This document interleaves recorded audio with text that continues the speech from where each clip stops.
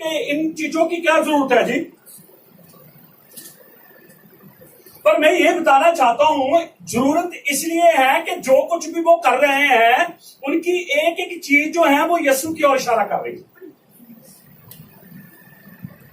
अगर आप इस चीज को सीरियस लेंगे, आप इस चीज को सुनेंगे या सीखेंगे, तो हो सकता है कि उनके बीच में कोई जाकर इन बातों का प्रकाशन दे सके।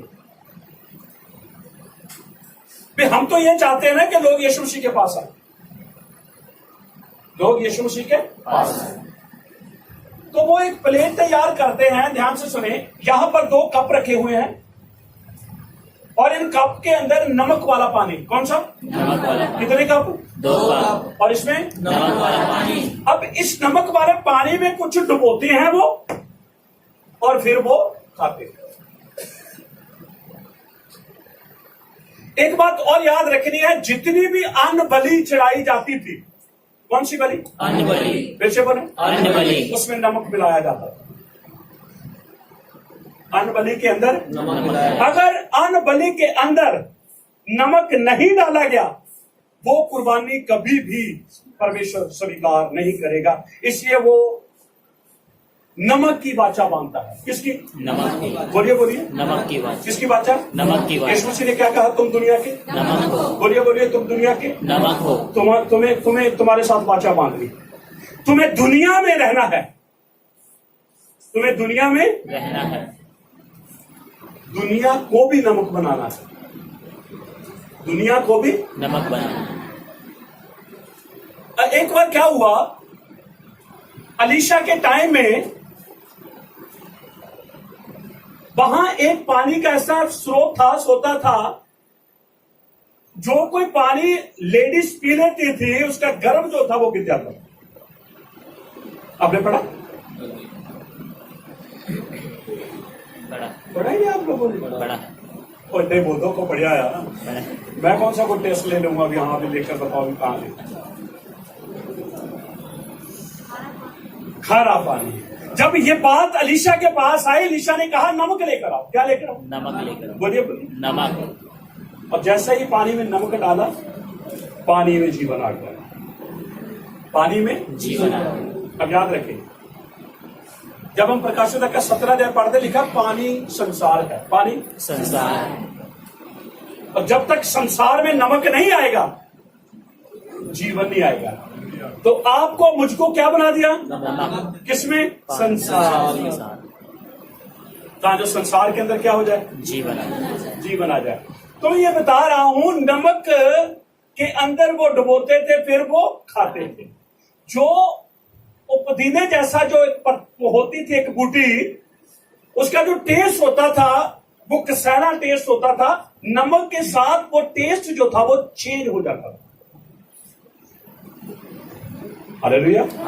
मैं फिर एक बार आपसे ये बात करना चाहता हूं, हमें क्या जरूरत है इन चीजों की। मैं आपको दिखाना चाहता हूं कि अगर वो ये चीजें कर रहे हैं और हमें हमारे सामने जब ये बातें आती है, ये वो प्लेट्स जाते हैं, आप कभी भी इनको बुरा ना कहें, कभी भी इनको रिजेक्ट ना करो, क्योंकि हर चीज मेरे यीशु की ओर इशारा करती है। इनको रिजेक्ट करना किसको? सीखो। सॉल की तरह, सॉल कहता अच्छा है तो आप पकड़, उसको पकड़ो, नहीं अच्छा लगा तो ना पकड़ो। मिलकर बोलेंगे हालेलुया। और ये सिर्फ उद्धार पाए हुए लोगों के लिए हैं। जिन्होंने उद्धार नहीं पाया उनके लिए ये बातें नहीं है, क्योंकि उनको तो समझ नहीं आएगी। और जब यीशु को अपना उद्धार करता मान लेते हैं तो हम उद्धार पाते, तब हर एक बात यीशु की ओर इशारा करती है। तो हम उसे जब सीखते हैं तो हमारे लिए वो आशीष का कारण आती है। ठीक है, यहां 2 प्याले हैं, उसमें नमक वाला पानी है, और फिर एक और प्याला है, इसको यहां इसमें दाखरस है। क्या है? दाखरस। ठीक है, यहां एक मैंने, यहां देखो, ये है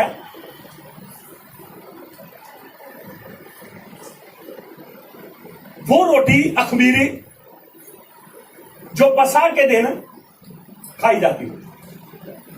ठीक, बाकी जो चीजें मैंने आपको पढ़ाई थी, यहां साग पात है, यहां वो पुदीने जैसा है, यहां वो जो रोटी के ऊपर लगाकर वो मीठा पकवान है वो है, यहां मुर्र है जो एक कड़वा एक पदार्थ है, यहां एक हड्डी है मेमने की, और ये सारी चीजें जो है यीशु मसीह की ओर इशारा करती है। ये प्लेट पूरी सजा लेते हैं। फिर वो जिस तरीके से मैंने आपको पहले बताया था कि पसा के दिन कैसे वो बैठते हैं ना, ऐसे चौस, ऐसे नहीं है वो सीधे बैठ जाते हैं जैसे हम पिक्चर में देखते वैसे नहीं है, ठीक है। तो अब इसको मैं चाहता हूं कि अच्छी तरह से देख लो कि आपके दिमाग में ये चीजें रहनी चाहिए। जैसे ही सेंटर प्लेट बोले तो आपको पता होना चाहिए सेंटर प्लेट के अंदर कौन कौन सी चीजें रखते हैं, और वो हर एक चीज जो है वो यीशु की तरफ कैसे इशारा करते हैं। मिलकर बोलेगा हालेलुया। युद्ध है बाब है, युद्ध है बाब है, युद्ध है बाब है। मैं चाहता हूं कि हर वो बात जो बाइबल के अंदर है लेकिन हमें पता नहीं है, जब हम उनसे सीखें और वो बात कैसे यीशु मसीह की ओर इशारा करती है, तो हम कितनी बड़ी आशीष पा सकते हैं। Hallelujah, hallelujah, hallelujah, hallelujah. ठीक है, मैं चाहूंगा दूसरा बोर्ड लेकर आए। पिछली बार हमने 3 बातों को सीखा था। कोई ब्लैक है, 3 बातों को सीखा था, और मैं चाहूंगा कि इन 3 बातों को एक बार फिर से हम थोड़ा सा उसके ऊपर गौर कर लें। नीचे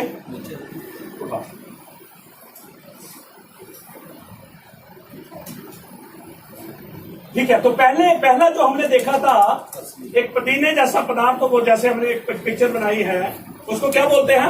परसली। बोलिए परसली। फिर से बोले परसली। फिर से बोले परसली। लिखा है ना यहाँ, एक प्रकार का पतीने जैसा पौधा होता है, और वो किसकी ओर इशारा करता है? नई शुरुआत की ओर। बोलिए बोलिए, किसकी ओर? नई शुरुआत की ओर। नई शुरुआत की ओर। फिर दूसरे नंबर पे हमने क्या देखा था? मरोर। बोलिए मरोर। फिर से बोले मरोर। ये किसकी तरह? एक साग पात की तरह ये होता है, और उसका जो टेस्ट है वो कड़वापन, जो किसको दिखाता है? इस्राएल की तकलीफों को दिखाता है, पीड़ा को दिखाता है, दंड को दिखाता है, गुलामी को। क्या ये चीजें हम इस्राएल के साथ बोल सकते हैं? हम अपने साथ भी बोल सकते हैं। जब मैं और आप यीशु से अलग थे, जब मैं और आप यीशु से दूर थे, क्या हम तकलीफों में नहीं थे? बोलिए बोलिए, ये सारी चीजें तो हमारे साथ थी। तो मरोर जो है वो कड़वे साग पात को, जो वो एक ऐसा पदार्थ खाते थे तो उसका टेस्ट कड़वा होता था। तीसरे नंबर पे हमने क्या देखा था? हरो ये दा का सोड है।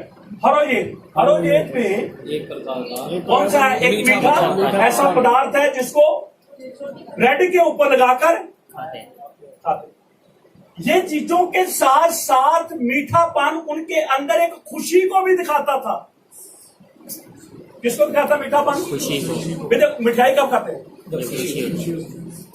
जब कोई खुशी है, शादी है, कि जब कोई शौक होता है वहां मिठाई खाते हैं? नहीं खाते। वहां अच्छा खाना नहीं खा सकते। अगर खा लेंगे तो जिनके घर में वो ट्रेसी हुई है वो कहेंगे लो जी, ये तो यार हमारे यार यहाँ ये हो गया, ये कुछ चोरी कर रहे हैं। करना है तो चोरी चोरी कर सकते हैं आप लोग। मिलकर बोलेंगे हालेलुया। कहने का अर्थ क्या है? मीठा पदार्थ भी वो लेते थे। ये सारी चीजें तो यीशु की ओर इशारा कर रही थी, लेकिन उनको पता नहीं था। हम ये कह सकते हैं वो आज तक भी अनजाने में कर रहे हैं। अनजाने का अर्थ है वो जानते नहीं, पर हम जब ये पढ़ते हैं और सीखते हैं तो हम जानते हैं। हम अनजाने में नहीं है, हम तो जान रहे हैं। इन सारी बातों को सीखकर तो इन 3 बातों के ऊपर हमने पिछली बार हमने सीखा था। हाँ, कुछ बातें रह गई थी, मैंने आपको कहा था हम अगले भाग के अंदर सीखेंगे। मैं चाहूंगा कि दूसरा व्हाइट बोर्ड आगे कीजिए।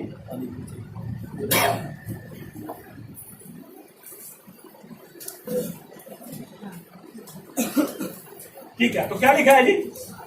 बोलिए बोलिए, पास ओवर सेंटर। बोलिए बोलिए, पास ओवर सेंटर। फिर से पास ओवर सेंटर, और यहाँ लिखा है सेंटर प्लेट। ठीक है। पसा का भोज और भोज की थाली। फिर से बोले, पसा का भोज और भोज की थाली। ठीक है। तो चौथी जो बात थी, मैंने आपको जो 2 गिलास दिखाए उनमें नमक का पानी, और वो क्या करते, वो पुदीने जैसा जो पौधा है उसको पानी में भिगोते हैं और फिर उसे वो खाते। नमक वाला पानी किसकी ओर इशारा करता है? ये मिस्र में बहाए गए आंसुओं और पसीने को किन्होंने बहाया पसीना बाहर? बोलिए बोलिए। इसराइलियों ने। कैसे बोले? इसराइलियों ने। क्योंकि पसार सेंटर किन के लिए है? इसराइलियों के लिए। और सेंटर प्लेट किन की है? इसराइलियों के लिए। पसा का भोज किन का है? इसराइलियों का। और भोज की थाली किन के लिए है? इसराइलियों के लिए। शाबाश, ठीक है। ले जाऊंगा, हिंदी में पढ़ें। ये मिस्र में बहाए गए आंसुओं और पसीने को दर्शाता है और पाप और बंधनों को भी दर्शाता है। वो याद रखते हैं वो, क्योंकि छुटकारा होना ना, गाल होने वाला अब उनका। धीरे धीरे स्टेप बाय स्टेप उस तरफ बढ़ रहे हैं। ठीक ठीक है। और आगे चौथा 5वां पॉइंट, एक एक अंडा भी रखते हैं वो प्लेट में बॉईल करके। अंडा खाते हैं आप? हाँ जी, नहीं खाते? खाते हैं। कई लोग खाते हैं, कई लोग नहीं खाते। चलो, जो खाते हैं उनके लिए भी धन्यवाद, जो नहीं खाते उनके लिए भी धन्यवाद। ठीक है। तो अंडा जो है किसकी ओर इशारा करता है? नया जन्म। बोलिए बोलिए। नया जन्म। फिर से बोले। नया जन्म। पढ़े, पूरा टेक्स्ट पढ़े। नया जन्म जब हम यीशु के पास आते हैं तब हमारा नया जन्म आत्मा में होता है। होता है या नहीं होता? होता है। निकोदेमुस उसको क्या कहा? जब तक नया जन्म नहीं पाता जब तक नए सिरे से जन्म ना ले कोई भी। स्वर्ग से जन्म। तो अंडा किसकी ओर इशारा कर रहा था? नए जन्म। नए जन्म की ओर। ठीक है। 5वीं बात हो गई। छठी, जरोआ। जरोआ। बोलिए। जरोआ। फिर से बोले। जरोआ। ये मेमने की हड्डी। हड्डी अकेली ना, उसके ऊपर मांस भी होता था, खाते थे वो।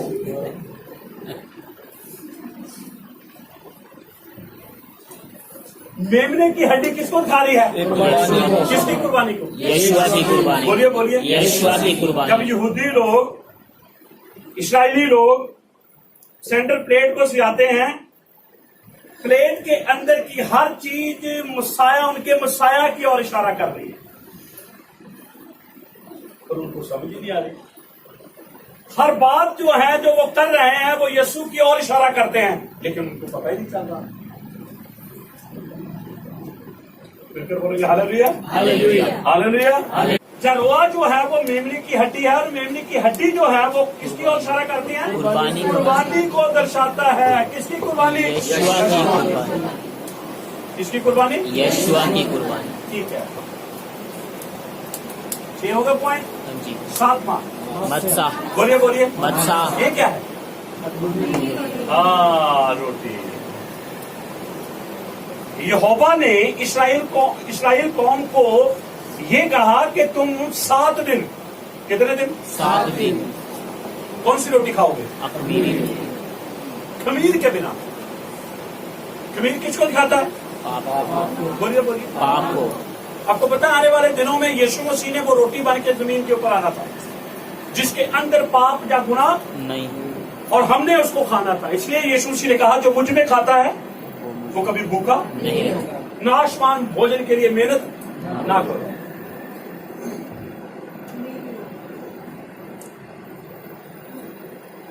जब ये रोटी को लेते हैं, जैसे हम प्लेट में रोटी तोड़ के रख लेते हैं, ऐसे नहीं वो करते थे। ये क्या करते थे, जब ये बेस जाते थे तो एक थैला लेते थे।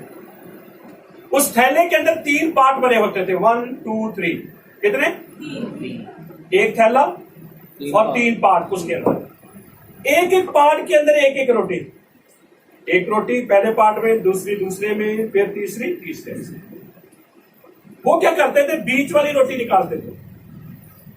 कौन सी? बीच वाली। आधी तोड़ के रखते थे, आधी तोड़ के वो मलमल का कपड़ा या सूती कपड़े में लपेट कर छुपा देते थे। जब रोटी की बात आएगी तो आपका ध्यान सीधा यीशु के पास जाना चाहिए, क्योंकि यीशु मसीह ने कहा, क्या कहा? जीवन की रोटी मैं हूँ। बोलिए बोलिए। जीवन की रोटी मैं हूँ। फिर से बोले। जीवन की रोटी मैं हूँ। हिब्रू में क्या बोलेंगे? लेखम। रोटी को क्या बोलते हैं? लेखम। हैं? खाए लेखम। ये यहाँ खाए लेखम। यशवा लेखम। बोलिए। यीशुआ लेखम। फिर से बोले। यीशुआ लेखम। फिर से बोले। यीशुआ लेखम। शाबाश। तो मस्सा जो अखमीरी रोटी है, इस भोज में अखमीरी रोटी, पढ़िए हिंदी में पढ़े पूरा। अखमीरी रोटी, इस भोज में अखमीरी रोटियां मज़ा होती हैं, जो कि ट्रिनिटी पिता पुत्र और पवित्र पवित्र आत्मा को दर्शाता है। दूसरे नंबर वाली रोटी को 2 भागों में तोड़ दिया जाता है और एक भाग को खा लिया जाता था और दूसरे भाग को एक कपड़े में लपेट दिया जाता था और रख दिया जाता था। कर तो रहे थे वो, 3 रोटियां भी रह रहे हैं, उनको पता नहीं है ये पिता पुत्र पवित्र आत्मा और बीच वाली रोटी को तोड़कर खा भी रहे हैं, छुपा भी रहे हैं। उनको ये भी नहीं पता है कि एक दिन यीशु मसीह आएगा, उसको तोड़ा जाएगा, उसको फिर कब्र में कफन में लपेट कर रखा जाएगा। कर अनजाने में रहे थे पर जानते नहीं नहीं थे। बिल्कुल बोलेंगे हालेलुया। हालेलुया। अब ध्यान से सुने, यहोवा ने कहा कि अखमीरी रोटी लेनी बिना खमीर के। इन्होंने क्या किया? इन्होंने अखमीरी रोटी ली, कुछ चीजें अपनी तरफ से इन्होंने उस रोटी के साथ जोड़ दी। रोटी तो ली पर कुछ चीजें अपने साथ।